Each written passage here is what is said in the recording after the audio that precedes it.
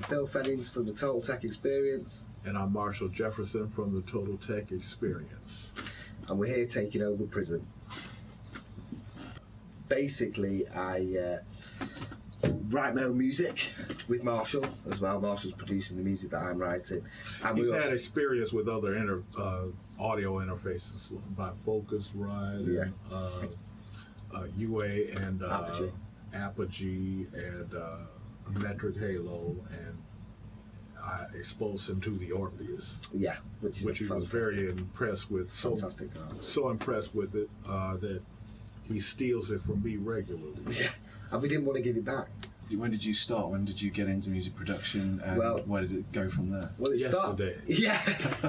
I woke up in the morning and Marshall said, "Oh, we've got this thing for prison. Do you want to write something?" No, it's been going on for about 5 years. He's been trying to write for 5 years, and my previous interface was too difficult for him to. Oh, and Logic 9 was a bit of a nightmare. He was having problems making the connections and doing that thing, but he's your average musician.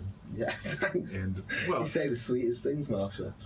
No, I'm talking about not average musician. He's sensational musician. Yeah. He's a typical sensational musician, everyday musician.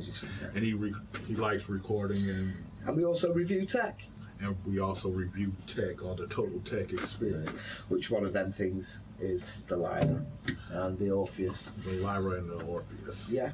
Total Tech Experience came around because we both brag to each other about the new tech we get. He's very fervent about new technology that he gets. He always gets it first. He's always the first kid on the block to get something.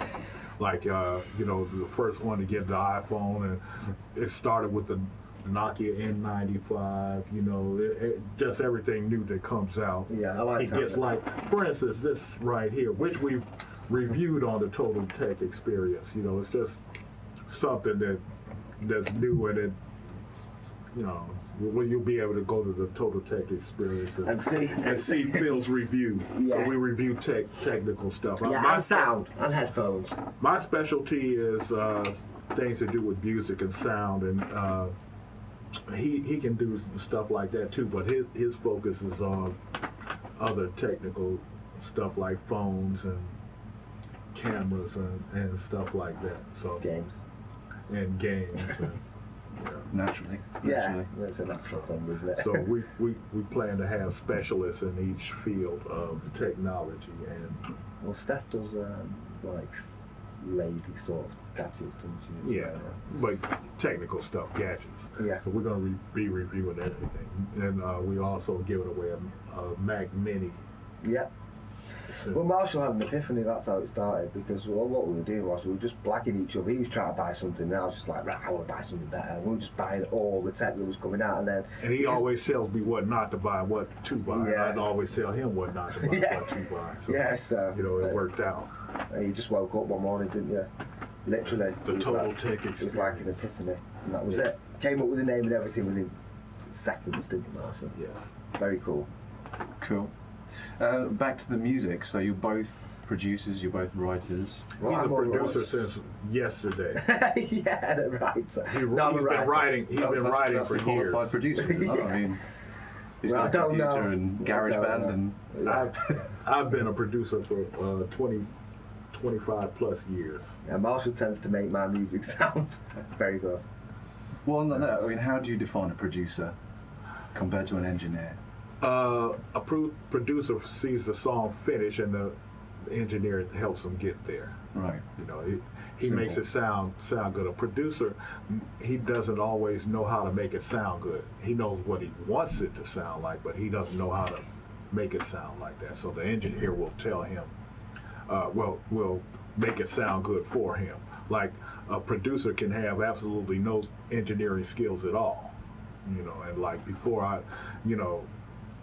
really started getting into engineering, I didn't know anything at all either about engineering. I just would tell the engineer, do this, do this, do this. And I want it to sound like this, don't use compression. And that was it. And now I just been getting more and more into engineering and getting things to sound the way I want it. And I would say it took me roughly 7 years to sound presentable. Because you can't just pick this stuff up, and it's just too much to learn. And I'm still learning, but you just can't just do this stuff instantly. You gotta know how to do it. One thing working in my favor is I did know a lot of hardware. I knew a lot of compressors, a lot of reverb, used all of them. And there's software equivalents, and not quite there, but because I knew how to use the hardware, I know how to, make it sound close to the way I want it. And a lot of people say I mix records really good. So on the technology and the development of, obviously you've a bit of a veteran when it comes to music and writing and production. It's obvious how far things have gone from the 80s to the 90s to the noughties and to the present in terms of tech, but how's that affected you to writing music? Well, it's a buzz now because I before I was just I'd always concentrated on technical stuff, even when I had the 4-track. I said, I got this little crappy MIDI verb too, which wasn't that crappy, but I could do special things with the quadra verb. It was nasty, dirty sounding unit, but I could make weird things happen with it, So, and it's the same thing. Jimi Hendrix, when he did things with his guitar, he didn't use the highest quality stuff, like they use today. I mean, people, well, that's not great quality. It'll never sound like Hendrix. No, Hendrix used like some nasty sounding boxes too, and these super clean things that people are trying to duplicate Hendrix with now, they're not going to work. They can't do it.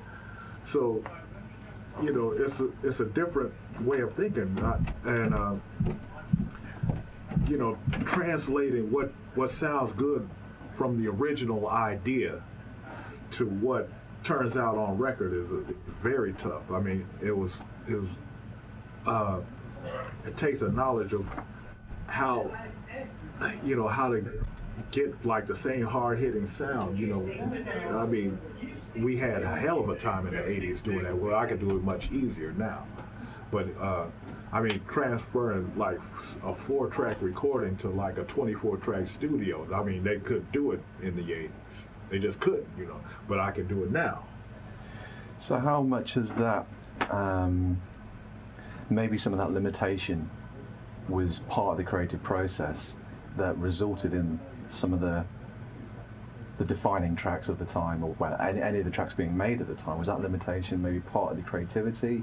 Has that? No, that limitation sucked. I mean, I didn't like that limitation. I mean, basically, I wanted to get going. I wanted, and like say I would have to sequence a song, and it would take like 5 minutes for all the MIDI notes to get together, and for it to process all the MIDI notes. Like I was using a Yamaha QX1, and it would take like 5-10 minutes, like 20 minutes to like write everything, write the whole song out and stuff. Where now, boom, done. 3 seconds, maximum, right? So I don't miss that at all. I mean, like waiting all that processing time and stuff, and the nasty cassette tapes and all kinds of no. Did you ever use tape or anything like that? Or no. Is it safe to say you came from a different generation? Yeah, definitely. I'm not a tape man. Yeah. Marshall's seen it all though, hasn't he? He's been there right from the beginning, hasn't he? He's seen it. No, I wasn't there from the beginning. I mean, you're talking way before you talk about. Boom. Okay. No, you're talking like 1930s and stuff when they first got tape going. Yeah, but what I'm saying is, didn't you help? Like, you obviously helped procure a sound that developed into a modern sound now. So when I say the beginning, that is the beginning of this generation's version of sound. It started from your sound. That's say debatable. yeah. Feel free to say yeah. That's debatable. I mean, you had people in New York making music. You had people Yeah, there in was London you said that. in England making music. You know, and Europe making music, especially. You know, you had the Italians like the Tony Carrasco stuff. You had England. You had Yazoo and Devon. Yeah, but sometimes it only takes one person to bring it to the forefront. You can have every Tom, Dick and Harry. You can have someone doing it in wherever, in London, and one person doing it in Manchester, but it only takes one person to bring it forward, and that person, yeah. I did a lot within the Chicago scene when house music first started taking off. And house music was just a name, but a lot of people were doing dance music at that time. Yeah. But I did a lot of nice house music. Yeah, you did. So what got you into house? What was you doing before that? I was working at the post office, and there was a DJ called Jesse Saunders, and Jesse made a record, and because we all knew who he was just a normal Chicago DJ, and the record was so simple, you know, we said, oh man, I can do that, right? And so, you know, I took a friend, he was a guitar player, I took him to a music store, right? And so, you know, I'm just giving them rides, right? So they were at the music store, and I said, oh wow. So the sales guy tells us, I have this sequencer, it's called a Yamaha QX1, and you can play keyboards like Stevie Wonder, even if you don't know how to play. So, you know, my friend, you know, he's a guitar player, that's nonsense. Don't let him, you talking crap. You know. So I was listening to him, and I believed him, right? I said, oh, I want to buy it. How much is it? And he said, $3,000. I said, oh, I don't have $3,000 on this. He said, well, where do you work? I said, work at the post office. So at that time, the post office was like a lifetime job, and they give you instant credit, right? So they gave me $10,000 credit line. Right? So I said, okay, I'll buy it, right? So he said, you don't want to have this QX1 sequencer and not have a keyboard to play, do you? I said, because you have to come, you'd be sequencing nothing. I said, oh yeah, you're right. So I bought the keyboard, right? He said, you don't want to have this keyboard and this sequencer and not have a drum machine, do you? I said, oh yeah, you're right, right? So I bought the drum machine too, right? So I said, you don't want to have this keyboard and this sequencer and this drum machine and not have a mixer to hear everything through, don't you? I said, oh yeah, you're right. So the mixer, right? I bought another keyboard. I bought a TV303, and I bought all this stuff. All told, it came out to like $9,000 of the $10,000 credit line, right? So I took it home and stuff, and you know, I'm fiddling around with it. And knock on the door, boom! It's 5 of my friends. They come over and stuff because my other friend told me I just spent $9,000 on all this stuff, and man, they took the piss out of me for like about 7 hours, man. I felt like I was this tall. You know, stupid mom bought all this stuff and don't even know how to play the you know. Wrote my first song 2 days later, right? The next year I had Move Your Body out, Hand of My Heart. DJs all over the world were hiring keyboard players. Yeah, I bet they weren't getting. Tell them to play keyboards like Marshall Jefferson. Right? So it worked out. Yeah. Here it was I am. Well spent. Here I am 27 years later, and I haven't had a 9-to-5 since. Made my living entirely from the music business. Not a lot of people can say that, can they? Not a lot of people can say that. And so you had all that smorgasbord of kit and analog gear and mixers and whatnot. How does that compare to your current setup? What are you running at the moment? And how do you mainly work? Do you have a lot of outboard? Do you do it mainly in the box? I do it mainly in the box because I'm so mobile. I'm moving around so much, and I like that. I like to be able to make music wherever I'm at, right? So I have to have something small like this. Like first, I had the Apogee Duet, which was small, right? But it was portable, super portable. But the sound quality kind of let me down. So I got really high standards. It's still good. No, I don't think it was that good when you plug in the Orpheus and you put this in. It's a good interface. For the money. But it's a good interface.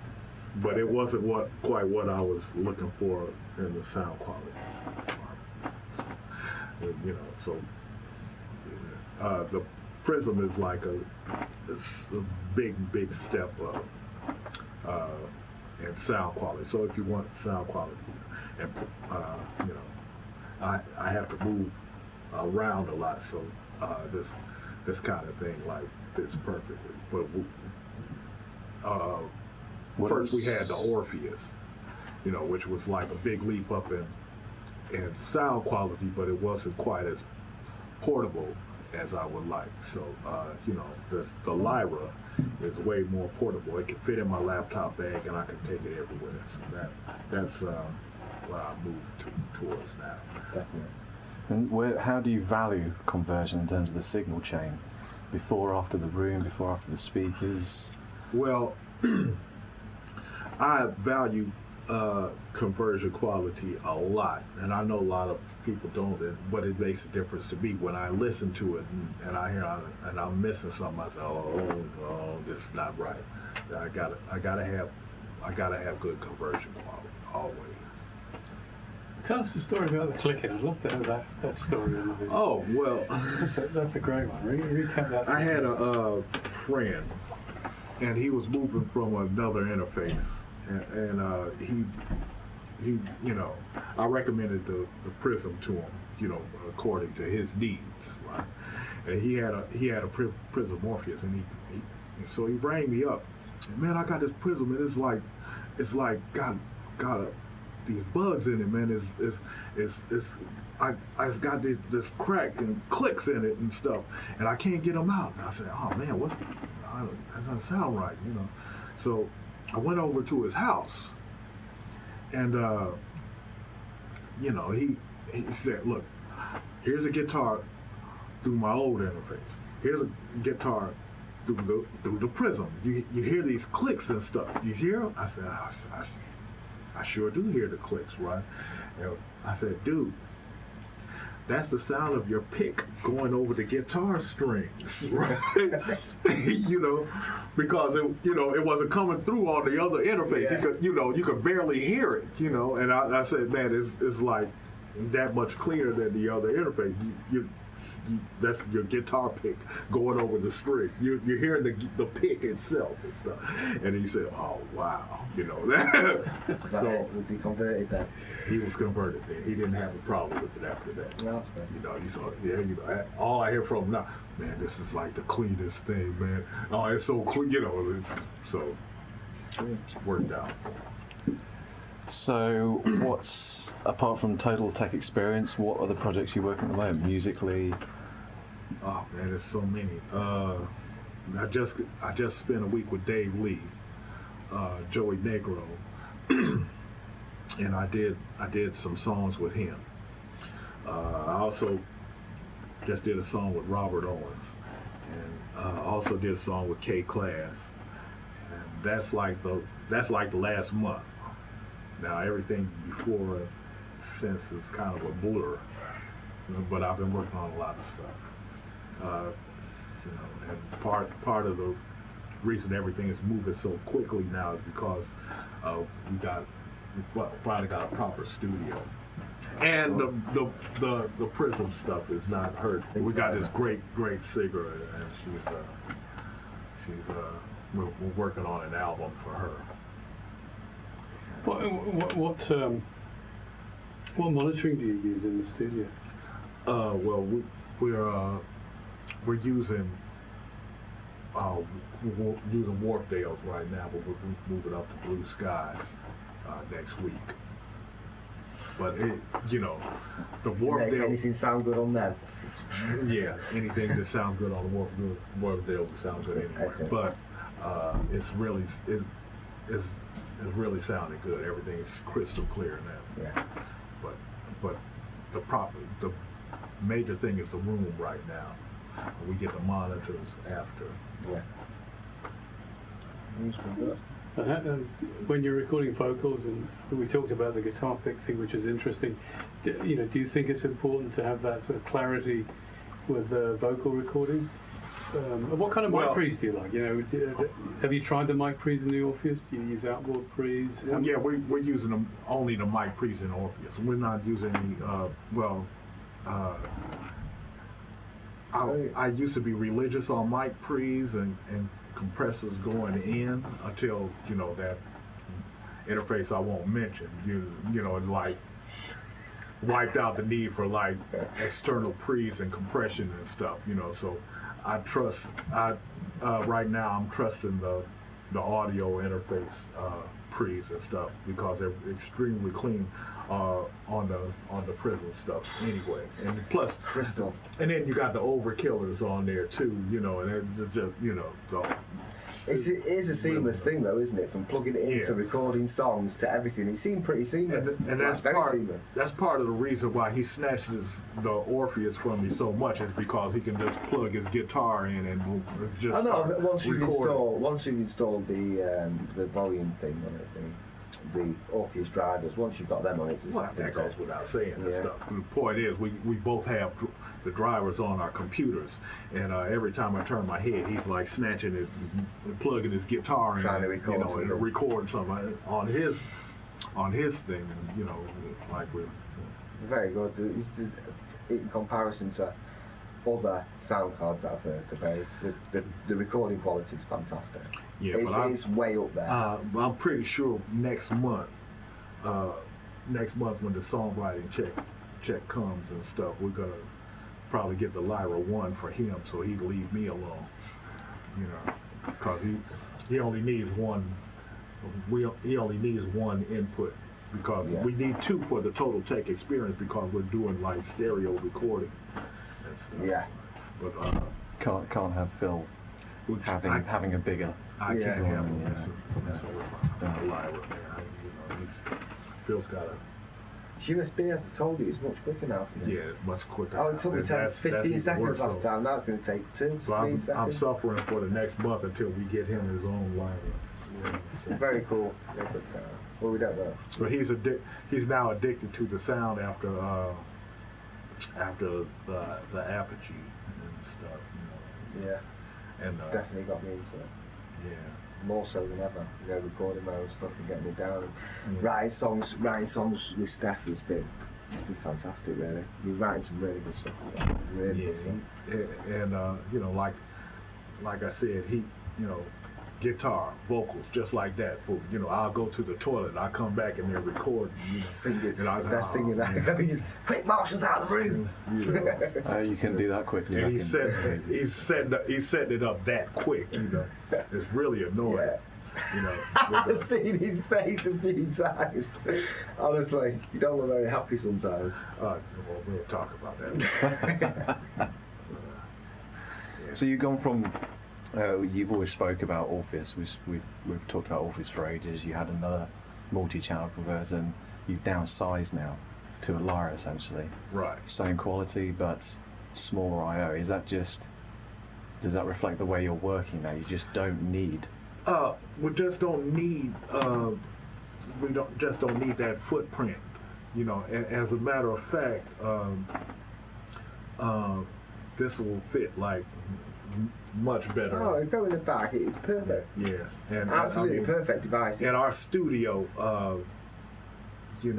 the footprint of this is like much more suited for, and plus we can fit 2 of them up there. Yeah, of course. Yeah, Marshall could have his, and I can have mine next to. Now we won't be jacking out every day.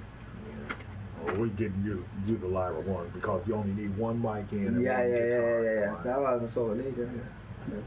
Lyra 1 for him, Lyra 2 for the Total Tech experience. Yeah, very cool. Regarding when you've tracked, you've done a bit of mixing, let's say in your small studio, do you still find the need to go to big studios at all to do big multi-track mixes? I don't. Or anything special? No. As a matter of fact, people have been calling me up for mastering jobs. I did one and I got quite a few calls for other I've been turning down mastering work because everybody thinks I'm doing it in a big studio. I'm not doing it in a big studio. I don't want to really be bothered doing it because I'm working on so much of my own stuff, with, you know, like the Total Tech experience and the aforementioned records. But I have that ability to master. This is a professional mastering grade conversion right here. You know, you can master records with this easily. And then you talk about top of the range sound quality. Heard it. Proof's in the pudding, isn't it? Well, I've heard it, and it's been. I mean, somebody walking in off the street can tell the difference, Definitely. and that, you know, that's the big thing. So when someone, I mean, no professional experience, people just come over, you know, and they can tell the difference. Yeah. I'm Marshall, and I'm Prism Sound. I'm Phil, and I'm Prism Sound. You should have said your surname too. Shit. I can't just say Marshall, you know. No. Yeah, Marshall's cool, isn't it? First name term only. My share.